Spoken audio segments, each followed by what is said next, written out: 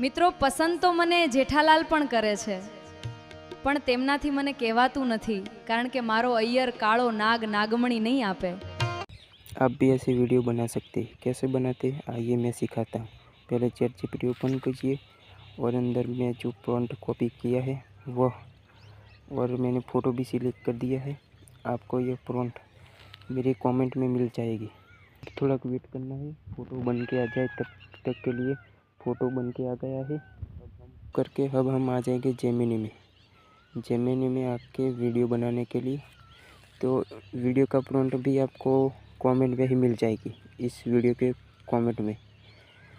तो पहले मैं फ़ोटो सिलेक्ट कर लेता हूँ जो मैंने बनाया था चैट जीपीटी में से, और ये फ़ोटो सिलेक्ट करने के बाद ये मैं डायलॉग भी बदल देता हूँ। आप भी डायलॉग बदल सकते हैं।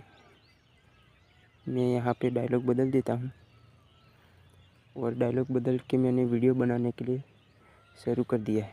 और वीडियो बन रहा है, મને वीडियो बन જેઠાલાલ के પણ કરે आ છે, गया है, आप देख પણ सकते हैं। તેમનાથી મને કહેવાતું નથી, કારણ કે મારો અય્યર કાળો નાગ નાગમણી નહીં આપે।